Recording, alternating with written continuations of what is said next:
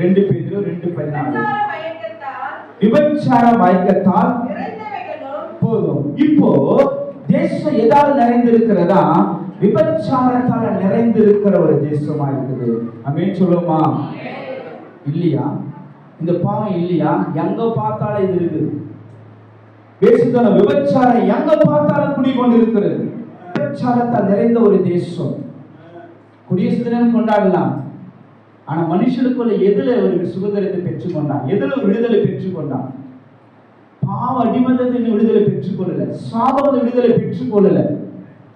விபச்சாரத்தால் நிறைந்த ஒரு தேசம். வேசித்தனம், விபச்சாரம் ரெண்டுத்துக்கு வித்தியாசம் இருக்குதுங்க. விபச்சாரம்னா திருமணமான பிறகு செய்யக்கூடிய ஒரு காரியம். வேசித்தனம் என்றால் திருமணம் ஆவதற்கு முன்னாடியே செய்யுகிற ஒரு காரியம். அப்ப தேசத்துல ரெண்டுமே இருக்குது. வாலிபர்கள் கிட்ட இருக்குது, பெண்கள் கிட்ட, வாலிப சகோதரி கிட்ட இருக்கிறது. இன்னைக்கு அநேகர் நிறைய பேர் தன் புருஷனுக்கு உண்மையாயிரு, நிறைய மனைவிகள் புருஷனுக்கு உண்மையல்ல. அதே போல நிறைய புருஷர்கள் மனைவிக்கு உண்மையா இல்ல, பிள்ளைங்க தாய் தகப்பனுக்கு உண்மையா இல்ல. இன்னைக்கு சமுதாயம் அப்படிதான் இருக்கிறது, தேசம் அப்படிதான் இருக்கிறது. இது எல்லாரும் இது ஏற்றுக்கொண்டுதான் ஆகணும். இது அப்படிதான் இருக்குது நிலைமை. வேலை செய்கிற இடத்துல, படிக்கின்ற இடத்துல ஏராளமான காரியத்தை பண்ணிட்டு வந்துடுறாங்க, செய்துட்டு வந்துடுறாங்க. யாருக்கு யார் உண்மையே இல்லாத ஒரு சூழ்நிலை போய் கொண்டு இருக்கிறது. அவனுடைய இருதயம் தான் இதெல்லாம். இவ பேசுறாரு, அவருடைய இருதயத்துல வசனத்துல பேசுறாரு, உங்களோட பேசுறாரு. ரெண்டாவது விபச்சாரத்தால் நிறைஞ்சு இருக்குது, எங்க பார்த்தாலும் இருக்குது. ஆமென் சொல்லுவோமா? ஆனா நீங்க பாருங்க, வசனத்தை படிக்க போறோம். எரேமியா 23:10 வசனம். எரேமியா 23:10. சீக்கிரமா எரேமியா 23:10 வசனம். சீக்கிரமா. தேசம் விக்கிரகத்தால் நிறைந்திருக்கிறது, தேசம் சாபத்தால் துக்கிக்கிறது, வாடி போகிறது. படிங்க. அவர்கள் ஓட்டம் கொள்ளாதது, அவர்கள் பலன் அநியாயமாய் இருக்கிறது. தீர்க்கதரிசியும் ஆசாரியரும் மாயக்காரராய் இருக்கிறார்கள். என் ஆலயத்திலும் அவர்களுடைய பொல்லாப்பை கண்டேன் என்று கர்த்தர் சொல்கிறார். இப்ப பாருங்க, சொல்லோ தேசம் எப்படி இருக்குதா? விபச்சாரத்தினால நிறைந்து இருக்கிறது, தேசம் துக்கிக்கிறது நான் சொல்றாரு. விபச்சார வேதனம் பண்றவங்கெல்லாம் சிற்றின்போ, அது பத்தி அவனுக்கு கவலை இல்லை. ஆனா ஆளுடைய பார்வையில இதனால தேசத்துக்கு துக்கம் வரும், தேசத்தை தீட்டுப்படுத்துற காரியம், தேவ சமூகத்திலிருந்து அழிவை கொண்டு வருகிற காரியமா இதெல்லாம். அங்க சொல்ற தேசம் துக்கிக்குது. யார் தேசத்துல அழிவு? யார் சீரழிவு? யார் மழையில, வெள்ளத்துல, நிலநடுக்கத்துல, கொள்ளை நோயில யார் சீரழிக்கப்படுது? தேவனுடைய பார்வையில விக்கிரக ஆராதனையும் விபச்சாரம் தேசத்தில் அலைமோதும் பொழுது தேவ சமூகத்திலிருந்து கோபம் வராம என்ன வரும்? கோபம் எழுப்பி தேசத்தை தேவன் அழிக்கக்கூடியவராக இருக்கிறார். அல்லேலூயா. தேசம் துக்கிக்குதான். விபச்சார வேஷம் இருக்கிறதுனால தேசத்துல செழிப்பு யார் பார்க்க முடியல, சேமத்தை யார் பார்க்க முடியல, ஏன் ஆசீர்வாதத்தை பார்க்க முடியல. இந்த பாவம் குடிகொண்டு இருக்குது. அப்ப இதுக்கான யார் உத்தரவாதம் எடுத்து ஆண்டவரே தேசத்தில் விக்கிரக ஆராதனை பெருகி இருக்கிறது, நான் உத்தரவாதத்தை ஜெபிக்கிறேன், உபவாசம் ஜெபிக்கிறேன், என் தேசத்தை மாற்றுங்க, என் ஜனங்களை மாற்றுங்க, என் தலைவர்களை மாற்றுங்க, பாவத்தை கட்டப்பட்டவர்களை மாற்றுன்னு சொல்லி எந்த ஒரு மனுஷன் உத்தரவாதம் எடுத்து ஜெபிப்பானோ அந்த ஜபத்தின் நிமித்தமான தேசத்தில் அழிவுகளை தேவன் குறைப்பாரு. அப்ப இந்த கூட்டத்தில், இந்த பரிசுத்தவான்கள் கூட்டத்தில் சபையில யார் உத்தரவாதம் எடுத்து தேசத்துக்கு நிக்க போறீங்க? என் தேசம் விக்கிரகத்தால் நிறைஞ்சிருக்குது ஆண்டவர், விபச்சாரத்தை நிறைந்திருக்குது ஆண்டவர், எங்க பார்த்தாலும் பாவம் நிறைந்திருக்குது. இயேசுவே தேசத்தை மாத்துங்க, வாலிபர்கள் மனம் திரும்பட்டும், தலைவர்கள் மனம் திரும்பட்டும் சொல்லி எந்த ஒரு மனுஷன் ஆண்டவருடைய பாரத்தை புரிந்து ஜெபிக்கிறாங்களோ அந்த மகனை, அந்த சபையை தேவன் ஆசீர்வதிப்பார். ஆமென் சொல்லுவோமா? ஆமென் சொல்லுவோமா? அவர் சொல்றாரு, விபச்சாரத்தினால தேசம் அப்படி துக்கி கூடியதா இருக்கிறதா. மத்தேயு 5:28 சொல்லுது, ஒரு ஸ்திரீயை இச்சையோடு பார்த்தாலே அவரோட விபச்சாரம் செய்தாயிற்று. அப்ப ஆண்டவர் சொல்றாரு, எது விபச்சாரம், எது வேசித்தனம்? நீ பார்க்கிற பத்தியா அழகா இருக்கிறா பாரு, அழகா இருக்கிறான் பாரு. ஆமா, படிக்கணும், எல்லாருக்குமே தெரியும். மத்தேயு 5:28 அழகா இருக்கிறான் பாரு பார்க்கிறது. அப்படி சொல்றது, அழகை பார்த்து ரசித்து சொல்லவே விபச்சாரம் ஆட சொல்றாரு. பார்த்தாலே விபச்சாரமா? ஃபர்ஸ்ட் பார்க்கிறதுல விபச்சாரம், ரெண்டாவது பேசுறதுல விபச்சாரம், மூன்றாவது தான் தொடுறதுல. நிறைய நினைச்சுட்டாங்க பேசிட்டு அதுல தப்பு இருக்குது, பார்க்கறதுல தப்பு இருக்குது. ஆனா வேதம் சொல்லுது நீ பார்த்தாலே விபச்சாரம் தான், நீ இச்சையா பேசுறது பாரு அதுவும் விபச்சாரம் தான். அதுக்கு அடுத்த மூணாவது வேற காரியம்.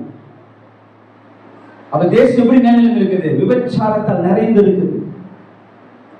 விபச்சாரம் என்கிற ஆவி, வேசன் என்கிற ஆவி எங்க பார்த்தாலும் அலமோதி கொண்டு இருக்குது. என்ன பண்ண போற சபை? உன் கஷ்டம், உன் வேதனை, உன் நோய் அப்படின்னு சொல்லிட்டு இன்னொரு உட்காந்துட்டு அப்படி இருக்க போறியா? இல்ல உன்னுக்குள்ள தேவன் தேசத்தை மாற்றலாம் நினைக்கிறார், உன்னுக்குள்ள கிராமத்தை மாற்றலாம் நினைக்கிறார், உன்னுக்குள்ள வாலிபர்களை மாற்றலாம் நினைக்கிறார், உன்னை கொண்டு உன் குடும்பத்தை, உங்க சொந்த குடும்பங்களை மாற்றலாம் நினைக்கிறாரு. அப்ப அதுக்கு நீ நிக்க போறியா? இல்ல உன் கஷ்டத்தையும் பார்த்து உட்காந்துக்க போறியா? நீங்க தான் முடிவு எடுக்கணும். நீ இன்னும் சுயநலவாதியா இருந்தனா உன் தேவன் ஆசீர்வதிக்கவே மாட்டாரு. நீ சுயநலவாதியா இருந்தா, ஒரு பாரம் அழுத்து போகிற ஆத்துமாக்கள் மேல ஒரு பாரம் உனக்கு வரலனா தேவன் உன்னை ஆசீர்வதிக்க முடியாது. அவர் கருத்து உன்னை வைக்க முடியாது, உன் குடும்பத்தை வைக்க முடியாது, உன் வேலையை வைக்க முடியாது. அவர் இருதயத்தில் இருக்கிற பாரத்தை நீ புரிந்து கொள்ளலனா நீ கர்த்தருடைய பிள்ளையா இருக்க முடியாது. அவங்க உள்ள வேதனை போது அங்கலாய்த்து கொண்டிருக்கிறது. ஏசாயா சொல்றார், யார் போவார் என் காரியமா? யாரை நான் அனுப்புவேன்? தேசம் நல்ல சீரழிந்து போய் கொண்டிருக்கிறது, வாலிபர்கள் கெட்டு அழிந்து போய் கொண்டிருக்கிறாங்களே, எங்க பார்த்தாலும் பாவம் நிறைந்து இருக்கிறது. யார் என் காரியமா நிற்பா? யார் உத்தரவாதம் எடுப்பா? யார் விலைகளை கொடுப்பாங்கன்னு சொல்லி அவனுடைய கண்கள் பார்த்து கொண்டிருக்கிறது. நம்ம என்ன பண்ணுவோம்? நம்ம கஷ்டம் நம்ம வேதனை போய் கொண்டிருக்கிறோம். இது மாறணும். உன் ஜபம் மாறணும், உன் சிந்தனை மாறணும், உன் இருதயம் போல மாறினாதாங்க நீ ஆசீர்வாதமா இருக்க முடியும். உன் மூலியமா தேவன் நான் நிறைய பிரச்சனைகளை கொண்டு வர முடியும். இல்லைன்னா முடியாது. எத்தனை ஊழியர்கள் பிரசங்கம் பண்ணி அது நடக்காது. உன்னை மாறணும். ஆமென் சொல்லுவோமா? பாருங்க, அதுக்கு அடுத்து ஒரு வார்த்தை வெளிப்படை விசேஷம் 14:18. வெளிப்படை விசேஷம் 14:18. சீக்கிரமா வெளிப்படை விசேஷம் 14:18. அக்கினி மேல் அதிகாரம் உள்ள வேறொரு தூதனும் பலிபீடத்திலிருந்து புறப்பட்டு வந்து. வெளிப்படை விசேஷம் 14:8. வேறொரு தூதன் படி பாபிலோன் மகா நகரம் விழுந்தது தன் வேசித்தனமாகிய உக்கிரமான மதுவை. இப்ப கவனிங்க, இந்த வேசித்தனத்தை யார் கொண்டு வரா? இந்த விபச்சாரத்தை யார் கொண்டு வரா? மகா பாபிலோன் விழுந்தது சொல்லிட்டு வேசி சொல்றாரு. அவள் என்ன பண்ணா? எதை குடிக்க கொடுத்தாளா? மதுவை குடிக்க கொடுத்தா. அதை பேதுரு பரிசுத்தமா படிச்சோம். விபச்சார மயக்கத்தால் குடிச்ச ஒரு மனுஷனுக்கு எப்படி போதை ஏறுமோ அது போல இந்த விபச்சார என்ற ஆவி, இந்த வேசி ஆவி, இந்த விபச்சார ஆவி, இந்த பாபிலோன் ஸ்திரீ அவள் என்ன செய்யறானா? ஒவ்வொரு ஜனங்களுக்கு பின்னாடி இருந்து இந்த பாவத்தை என்ன பண்றா? ஊத்த ஆரம்பிக்கிறா. பின்னாடி இந்த ஊத்துறா. ஒரு வாலிப மகன், ஒரு வாலிப தம்பி, ஒரு குடும்ப பெண், ஒரு குடும்ப புருஷன் தப்பு செய்யறாங்கன்னா அவங்களுக்கு பின்னாடி இந்த ஆவி என்ன பண்றா? அந்த மதுவை ஊத்திட்டா. அதனால தான் அவன் மயக்கத்துல என்ன பண்றான்? அந்த பெண் மயக்கத்துல, அந்த ஆண் மயக்கத்துல அப்படியே மயங்கி திரிவான். என்ன காரணம்? அந்த மயக்கத்தை யார் கொடுத்துதான்? இந்த மகா பாபிலோனை வேசி கொடுத்தான். ஹல்லேலூயா. அங்க கண்டினியூ பண்ணுங்க பாஸ்டர். எங்க படிச்சீங்களோ அங்க கண்டினியூ பண்ணுங்க. மதுவை சகல ஜாதிகளுக்கும் குடிக்க கொடுத்தாரே என்றார். அவர்களுக்கு பின்னே மூன்றாம் தூதன் வந்து. போதும் கவனிங்க. அப்போ இது யாரை கொடுக்கிறது? அதே போல வெளிப்படை விசேஷம் இவள் எப்படிப்பட்டவளா இருக்கிறா? வெளிப்படை விசேஷம் 17வது அதிகாரம். எல்லாம் எடுங்க சீக்கிரம் எடுங்க. வெளிப்படை விசேஷம் 17வது அதிகாரம். எல்லாம் எடுத்துங்க, எல்லாருமே எடுங்க. வெளிப்படை விசேஷம் 17வது அதிகாரம் 4, 5, 6. இந்த வசனம் ஒண்ணுனா நம்ம பார்க்கலாம். 4வது வசனம் படிங்க. அந்த ஸ்திரீ ரத்தாம்பரமும் சிவப்பான ஆடையும் தரித்து பொன்னினாலும்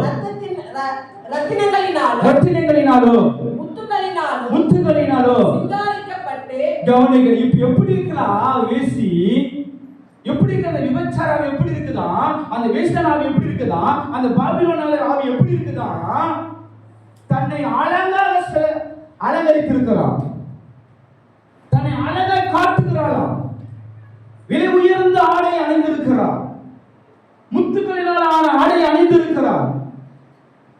எப்படி அலங்கரித்தா எப்படி வாலிப விழுந்து போவான்னு அவளுக்கு தெரியும். எப்படி நான் அலங்கரித்தா அந்த பெண் விழுந்து போவான் என்று அவளுக்கு தெரியும். எப்படி என்ன பண்ணி என்ன பேசினா நம்ம வழிக்கு வருவாங்கன்னு சொல்லிட்டு அந்த பெண்ணுக்கு அந்த ஆவிக்கு தெரியுமா. அவள் தன்னை எப்படி அலங்கரித்து நிற்கிறா, விலை உயர்ந்த வஸ்திரத்தில பார்த்த உடனே அப்படியே அந்த இச்சையில விழுந்து போகிற மாதிரி தன்னை அலங்கரிச்சு வச்சிருக்கிறான். நான் சொல்றேன்னா வசனம் சொல்லுதா, வசனம் சொல்லுது தன்னை அவ்வளவு அலங்கரிச்சுட்டு என்ன பண்றா, படிக்க பாசனமாக தன் வேசித்தனமாகிய அருவருப்புகளாலும் அசுத்தத்தாலும் நிறைந்த பொற்பாத்திரத்தை தன் கையில் பிடித்திருந்தார். மேலும் ரகசியம். கவனிங்க, இப்ப பாரு என்ன இவ்வளவு அலங்கரிச்சு என்ன பண்றானா, அப்படியே அவ அல மோதிட்டு இருக்கிறா, அப்படியே போயிட்டு இருக்கிறா, ஊரா சுத்துறா, கிராமமா சுத்துறா, அப்படியே அல மோதிக்கிட்டு யாருக்கு ஊத்தலாம் அந்த வேசித்தனத்தை, அந்த அருவருப்பை யாரு மேல ஊத்தலான்னு அப்படியே பார்த்துட்டு இருக்கிறா. ஹல்லேலூயா. இப்ப என்ன நடக்குதா, அவளுடைய தாட் யாரு மேல, அவளுடைய எண்ணம் யாரு மேலனா இயேசுவின் ரத்தத்தினால் கழுவப்பட்டவங்க மேலதான் அவள் எரிச்சல் உள்ளவளாய் வைரிகம் உள்ளவளாய் இருக்கிறான்னு சொல்லி பார்க்கிறோம். அந்த வசனத்தை படிச்சிருங்க பாஸ்டமா. மகா பாபிலோன் வேசிகளுக்கும் பூமியில் உள்ள அருவருப்புகளுக்கும் தாய் என்றும். கவனிங்க, தாயா இந்த விபச்சாரத்துக்கு வேசித்தனத்துக்கு தாய். இன்னைக்கு அவள் உலாவி கொண்டு இருக்கிறார், தேசத்துல கிராமங்களை உலாவி கொண்டு இருக்கிறார். யாரு கட்ட போறீங்க? அம்மா போய் ஜபம் இல்லாம நீ கட்டுனுச்சிங்க, அப்படி வந்து ஒண்ணு பிடிச்சுக்கோ. ஆனா நீ தேவன் அபிஷேகம் பண்ணி கர்த்தர் சொல்லும் போதுதான் நீ கட்டணும். கர்த்தர் சொல்லாம பாட்டு கட்டிட்டுனா நீ இச்சில போய் விழுந்து போடுவே. இதெல்லாம் ஓப்பனா பேசுற, சபைக்குள்ள பேசுறேன். சில விஷயம் யூடியூப்ல கொடுக்க மாட்டேன். சும்மா நம்ம பாஸ் ஒரு பிரசங்கம் பண்ணிட்டாரு அப்படின்னு சொல்லிட்டு பாட்டு முட்டி போட்டு ஜெபிச்சுச்சிங்க, நைட்ல கனவுல சொப்பனத்துல நாம அப்படியே வந்து சொப்பனத்துல வந்துட்டு போராடும். நிச்சயம் பேசுதல் ஆவி போராடும். என்ன இது, நம்ம ஜெபிச்சா இது மாதிரி வந்துச்சு கனவுல, அதுக்கு ஆண்டவரும் பொறுப்பு இல்லை, ஊழியக்கான பொறுப்பு இல்லை. நீ ஆவியை கட்டணும். எப்படி கட்டணும்? பரிசுத்த ஆவிக்குள் நிறைந்து ஜெபிக்கணும். ஆவியானவர் உதவியோடு என்ன பண்ணணும்? அசுத்த ஆவிகளை கட்டணும். உன் பாட்டு நீ கட்டினா அப்ப அந்த ஆவி ஈஸியா வந்து அட்டாக் பண்ணணும். அல்லேலூயா. அவங்க சொல்றாரு வேசிகளுக்கு, எல்லா வேசிகளுக்கு விபச்சாரத்துக்கு தாயா இருக்கிறாவா. அங்க படிக்க பாசம் எங்க இருக்கீங்க? அங்க இருந்து அவள் என்ன செய்யறா, நாமம் அவள் நெற்றியில் எழுதி இருந்தது. அந்த ஸ்திரீ பரிசுத்தவான்களின் இரத்தத்தினாலும் இயேசுவின் சாட்சிகளின் இரத்தத்தினாலும் வெறிக் கொண்டிருக்கிறதை கண்டு. போதும். இப்போ பாருங்க எங்க வருது, அதன் சுவர் எங்க காட்ட போறாங்க, எங்க காட்டி இருக்குது நடக்குது. சபையில வேசுதானங்கள் இருக்குது. ஒரு சில இடத்துல, எல்லாம் நான் சொல்றேன், ஒரு சில இடத்துல வேசுதானங்கள் இருக்கிறது, விபச்சாரங்கள் இருக்கிறது. அப்ப என்ன எங்க செய்யறாங்க, எங்க வராவ அந்த வேசி, எங்க வராங்க அந்த விபச்சாரம் எங்க வருது? இயேசுவின் ரத்தத்தினால் கழுவப்பட்ட பிள்ளைகளுக்கு விரோதமா நிக்குதான். அவ்வளவு எரிச்சல் அடைஞ்சு, அவ்வளவு கோபம் அடைஞ்சு, எப்படியாவது இந்த ஊழியக்காரனை விழித்திடணும், இந்த ஊழியக்கார குடும்பத்தை விழித்திடணும், ஊழியக்கார பிள்ளைகளை விழித்திடணும், அடுத்த தலைமுறையில ஊழியம் செய்யக்கூடாது. அதனால என்ன விஷயத்துல, இந்த பாவ விஷயத்துல விழித்திடலாம் சொல்லிட்டு தான் பிசாசு போராடு. அந்த வேசித்தன ஆவி யாருக்கு விரோதமாக கட்டவிழ்க்கப்பட்டிருக்கிறது? சபைக்கு விரோதமாக கட்டவிழ்க்கப்பட்டிருக்கிறது. புரிந்து கொள்ளுங்க, சபைக்கு நேரதான் கட்டவிழ்க்கப்பட்டிருக்கிறது. சபையில் இருக்கிற வாலிபர்கள் அழிக்கணும், சபையில் இருக்கிற வாலிப பெண்கள் அழிக்கணும், சபையில பரிசுத்தம் கூடாது, ஆவியானுடைய அசைவத்தை நாங்க பார்க்க கூடாது. அப்ப சபைக்குள்ள என்ன நடக்கும்? நீங்க பாவமான காரியம் நடக்கணும்னு சொல்லி சபைக்கு விரோதமா ரத்தத்தால் கழுவப்பட்ட பிள்ளைகளுக்கு விரோதமா நிற்கிறோம். என்ன பண்ண போற நீ? உன் ஜபத்தை எப்படி அதிகரிக்க போகிற? இப்படி ஜெபிச்சிருந்தா ஆகாது. இவ்வளவு நேரம் முட்டி போற 5 நிமிஷம் 3 நிமிஷம் அது மாதிரி ஜெபிச்சா ஜெயிக்க முடியாது. அவன் பயங்கர பவரா இருக்கிறான். ஆண்டுடைய வல்லமை நீ பெற்றதால ஜெயிக்க முடியும், இல்லைன்னா ஜெயிக்கவே முடியாது. இரண்டாவது, தேசம் விபச்சாரத்தினால வேசுதனத்தினால் நிறைந்திருக்கிறது. அல்லேலூயா.